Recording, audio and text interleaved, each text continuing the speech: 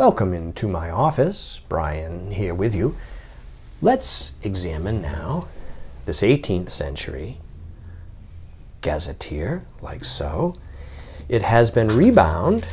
Someone has retained the original marbled end papers, like so.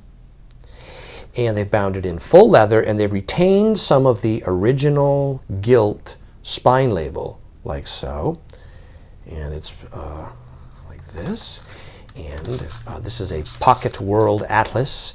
Right here, there is the frontispiece with a little child atlas holding a celestial sphere above, and a nice engraved vignette title page like this with this great little miniature world in double hemispheres with allegorical figures.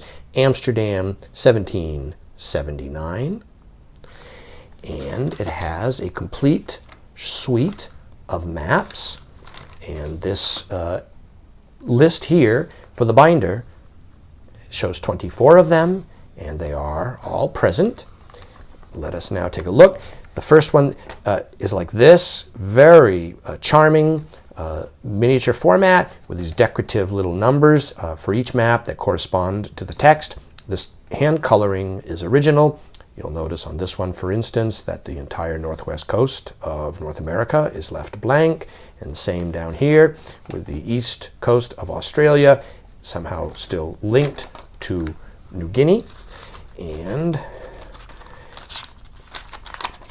here's the second one. The reason that the margins are so wide on all the maps is so that the text could be used in this manner. So for instructional purposes. So in theory, a user could look at the questions while the map is open and answer the questions based upon that. It is didactic geography is what it is. Of course, despite being published in Holland or Netherlands, the text is in French. French was, of course, a widely studied and known language, lingua franca, at the time, the 18th century, for educated individuals. This is not a missing map. This is the tab for the when the binder bound the map in, sewed it in. The tab would wrap around the signature, and that would provide it with anchorage or allow it to be bound in like this and not fall out. And here, this one here has had some very nice old archival like tissue repair done to the upper missing corner, like that. It's pretty skillful work right there. And yeah, these are very charming little maps, like so. There's a great little map of Italy, and all the little letters on it correspond to questions within the text or instructional information in the text. And here we have the so-called, well, it's the Catholic Low Countries, like so. So basically modern Belgium, northern France, Brabant region of Holland, here the Netherlands, like so, down to Zeeland and Brabant, I believe. And here we have the British Isles, like this. The coloring is quite nice on these. It's a very pleasing range of colors used in the 18th century in Holland on maps like this. It's very nice. Yeah, it's very nice. Maps, you'll notice so far are all quite clean. Here we have Norway and Sweden with Iceland up here. And that is followed by this map further, right? And we'll continue on like this further over. It's basically St. Petersburg over Russia. And if you don't see one of the maps that was in the index, which I think you will, but it just means I've somehow inadvertently moved past it, but it's because it's here and it's in order. It's just as I'm going through this, it's conceivable that I might pass by one. I'm trying not to. Okay, that is Prussia, of course, northern Germany. Get that back in there correctly. I'll actually, when we're done filming this, I'll go through this and carefully refold each one.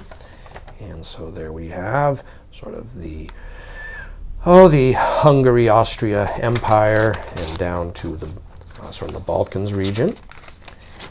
Here we have basically like Romania, Greece, and the Crimea. And here we have all of Asia from Arabia over. Here, this is the mythical Company's Land here, above Jeso and Japan Islands.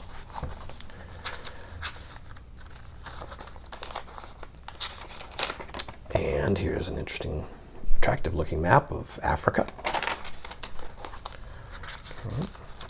And yes, nice map of the Americas right here. You'll notice the placement of the map allows them to bypass depicting the coastline.